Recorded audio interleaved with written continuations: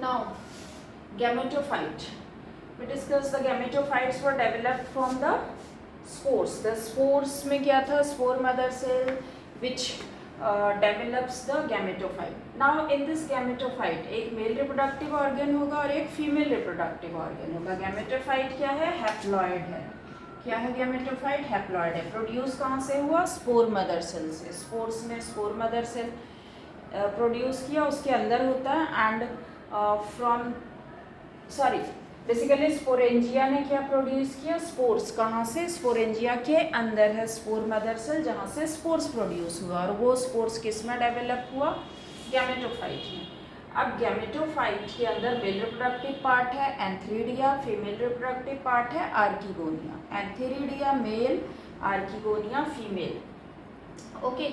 अब male gamete का नाम है एंथरजॉइड्स, फीमेल गैमेट का नाम होगा एग सेल. ये तो कॉमन है.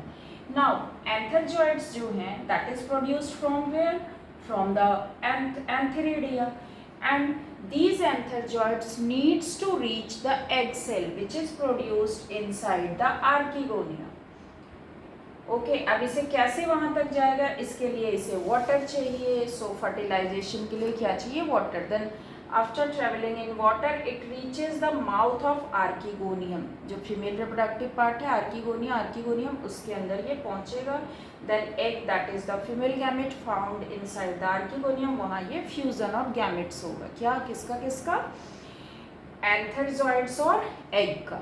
Then after the fusion of gamete, fertilization takes place, and after the fertilization it results into zygote formation. So fusion of gametes results into zygote formation. Zygote is diploid. Zygote क्या होगा? Diploid होगा. और यही zygote develop होगा multicellular sporophyte में. किसमें ये develop होगा? मल्टीसेलुलर स्पोरोफाइट में. नाउ स्पोरोफाइट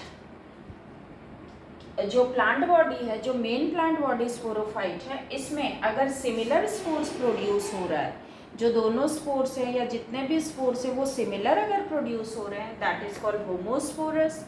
और अगर डिसिमिलर स्पोर्स प्रोड्यूस हो रहे हैं तो that is called heterosporous. Heterosporous के केस में जो डिसिमिलर स्पोर्स हैं वो क्या है? मैक्रोस्पोर एंड माइक्रोस्पोर्स. अगेन फिर से मैं बता रही हूँ ये स्पोर्स कहाँ से प्रोड्यूस हो रहे हैं?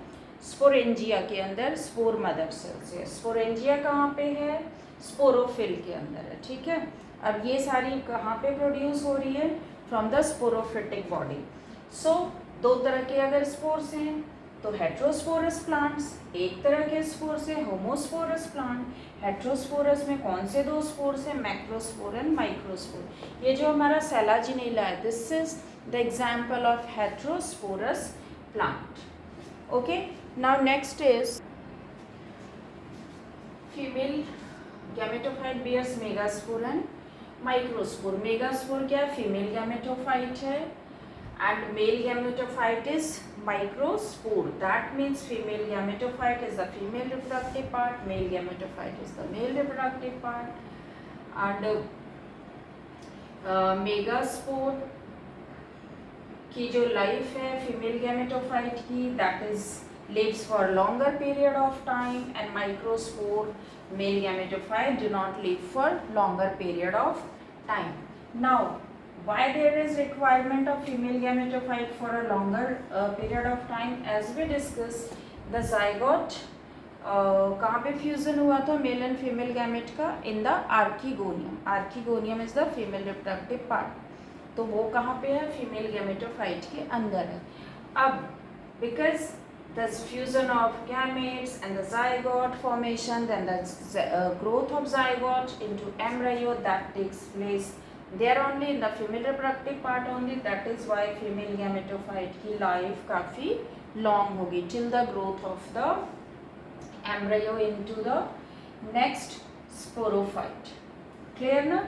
So sporophyte कहाँ से बेसिकली ग्रो हो रहा है? फ्यूजन ऑफ गैमेट से. और गैमेटोफाइट कहाँ से ग्रो हो रहा है? बाय द स्पोर फॉर्मेशन से. ठीक है. स्पोर्स आर हैप्लॉइड जिससे हैप्लॉइड गैमेटोफाइट बन रहा है एंड गैमेट्स के फ्यूजन से जो जाइगोट बना जाइगोट आर डिप्लॉइड जिससे कि डिप्लॉइड स्पोरोफाइट का फॉर्मेशन हो रहा है. Clear? Now this embryo formation is very important in the sense of evolution, क्योंकि अगर हम एडवांस प्लांट में जाएंगे तो we will study that embryo is found in the seed, seed के अंदर एम्ब्रायो होता है, that is hidden future plant. तो ये एम्ब्रायो फॉर्मेशन कहाँ से शुरू हो गया हमारा?